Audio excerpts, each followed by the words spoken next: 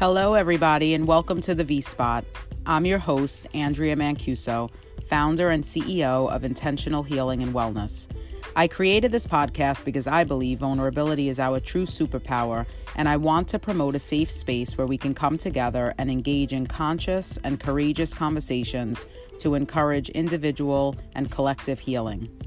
In the V-Spot, we will choose courage over comfort as we speak our truth and pave the way for others to do the same. For each episode, we will unite in empathy and embrace our superpower as we spend quality time together here in the V-Spot. Thank you for tuning in.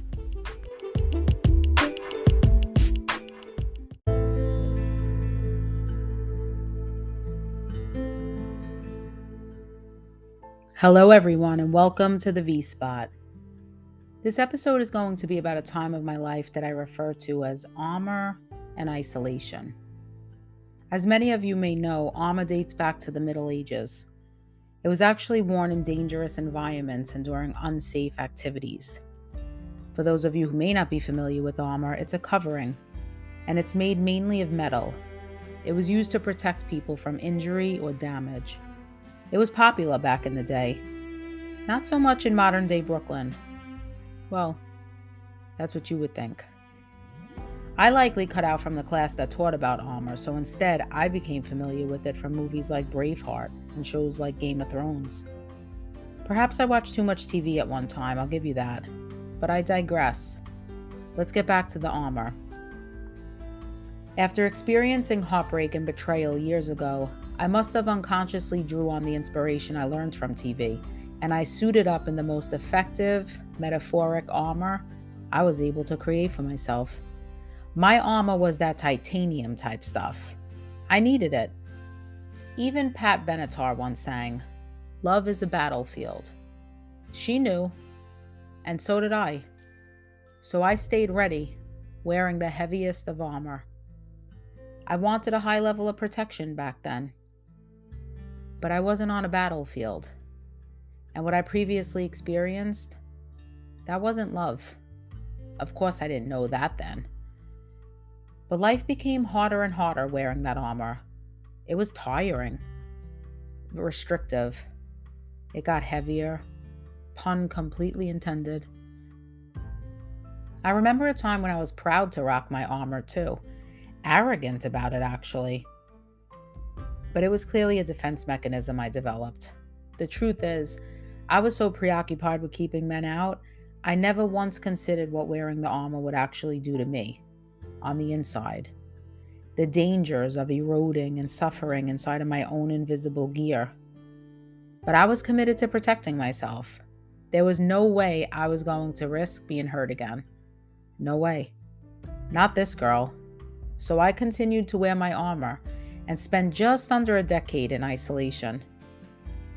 Yeah, you heard me right. Approximately 1 decade. That's almost 10 years. In isolation by choice. Can anyone relate?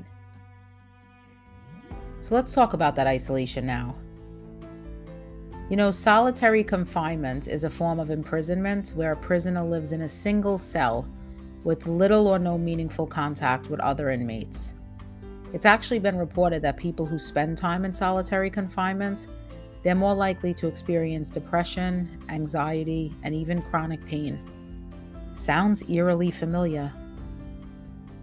Inmate number 21969. I've never spent time in jail, thank God, but I can certainly say I did a bit in self-imprisonment for nearly a decade.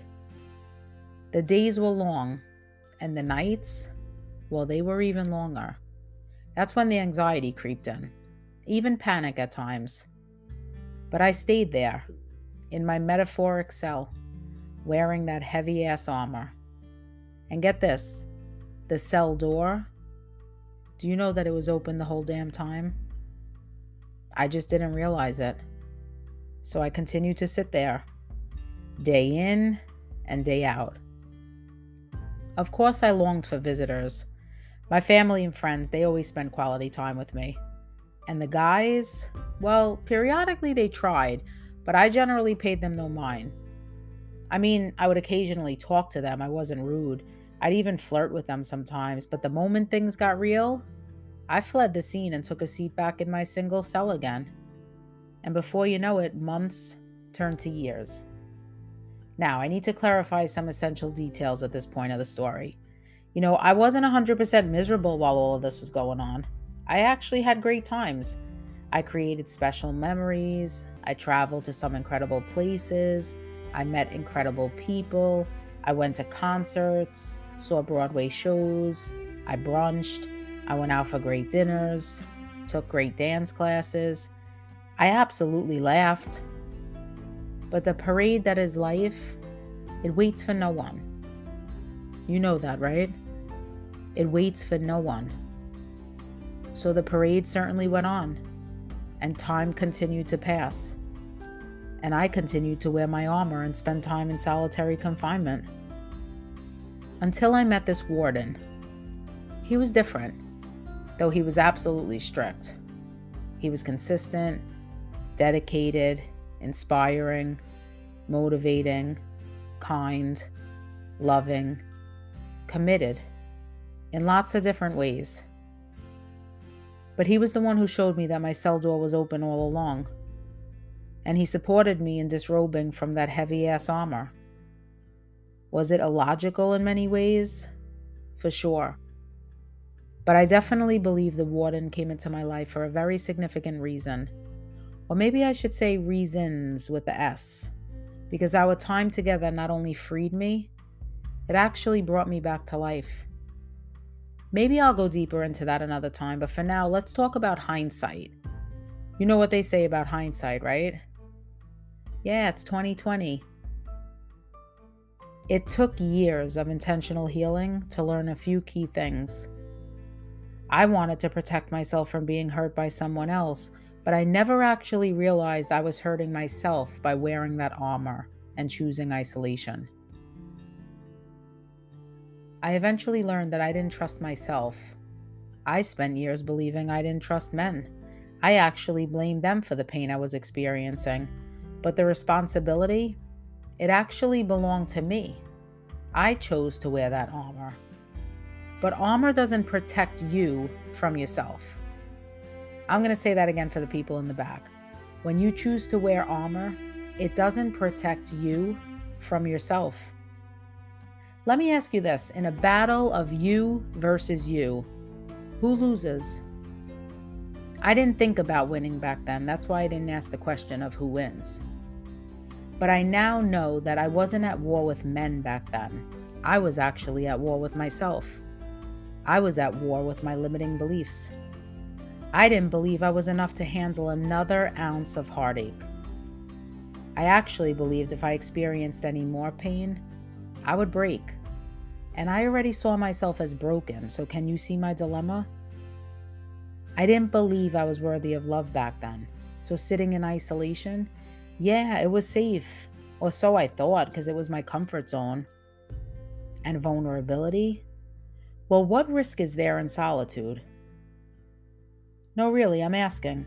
What risk is there in solitude?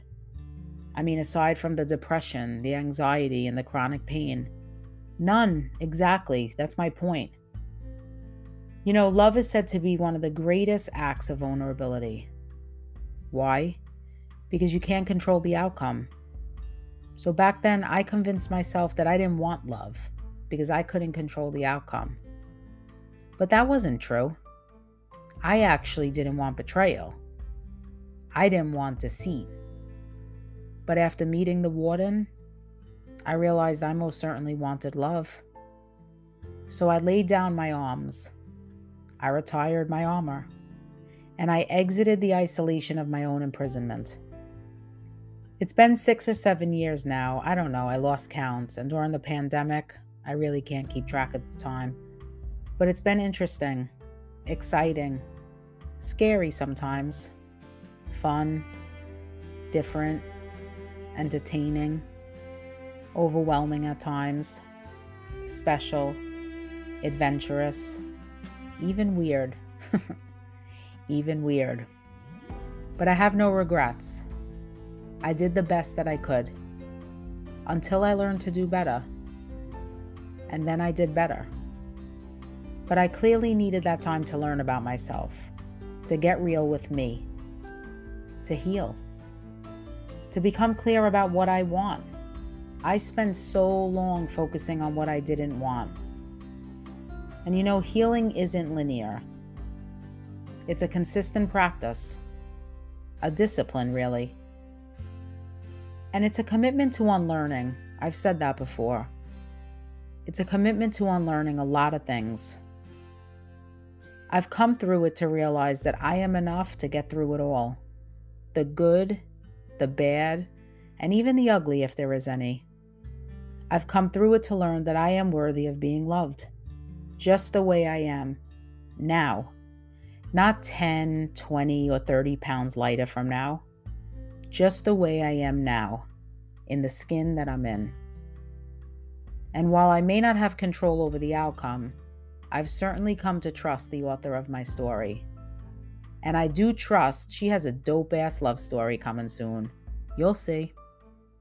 I'll sum this up by sharing one word. It's the word Mel Gibson musters up the energy to shout at the very end of Braveheart. Quite possibly the most profound and impactful word said in the whole movie. And without a doubt, it's the one word that resonates most when I reflect on what I gained from a decade of wearing armor and sitting in isolation. Freedom. I have one wish as I close this episode out, and it's dedicated to every single one of you who is currently suited up in the heaviest of metals or sitting in self-imprisonment, in isolation, or maybe both, like me. My wish for you is that you choose to see that your cell door, it's wide open, that you recognize that you have the ability to take off your armor and set yourself free. Get back into that love parade. Choose intentional healing. You deserve to be loved. And that someone special, well, they deserve to be loved by you. If you don't believe that, do me a favor. Borrow my belief for now.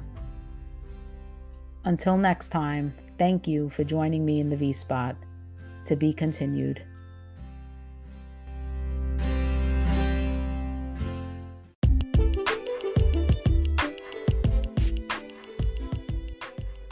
Thank you for spending quality time with me here in the V-Spot. If you enjoyed this episode, please subscribe, write a review, and tell a friend to meet us in the V-Spot.